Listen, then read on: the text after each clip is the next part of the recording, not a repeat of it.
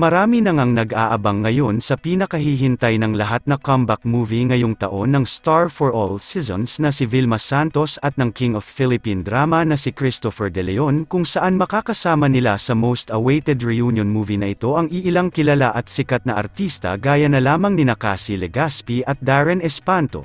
Nito lamang ngang nagdaang linggo ng gabi ng May 21 ay ginanap ang dinner cast party ng comeback movie na ito nina Vilma at Boyet na When I Met in New Tokyo, kung saan dinaluhan ng buong produksyon na bumubuo ng movie kabilang na ang mga cast nito. Mula nga sa Instagram stories ni Darren Espanto ay masaya nitong ipinasilip ang iilang larawan at video clip na kaganapan sa nasabing dinner party nila, kung saan makikita natin na super happy at super enjoy ang lahat. Kinakiligan nga din ng mga netizens ang isang video na naibahagi kung saan naghandog ng awitin si Darren Espanto para sa lahat, at makikita din natin na super supportive naman si Cassie Legaspi na binividyohan pa ito habang kumakanta. Sa video makikita rin natin ang mga naging reaksyon ni Ate Vilma Santos magmula ng kumanta ang ilang mga kasama niya sa trabaho na kinatuwaan naman ng netizens sa kanya. Samantala, narito panoorin natin ang iilang kaganapan sa dinner cast party ng movie na When I Met You in Tokyo.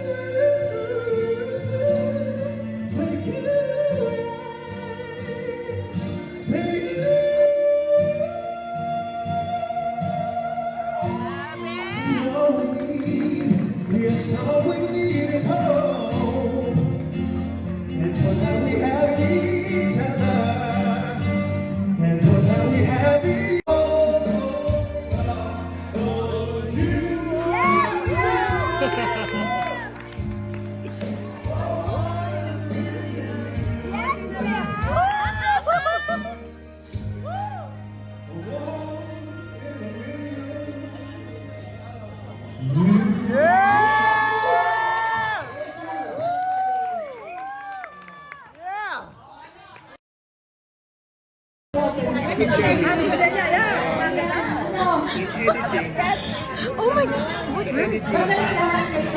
It worked!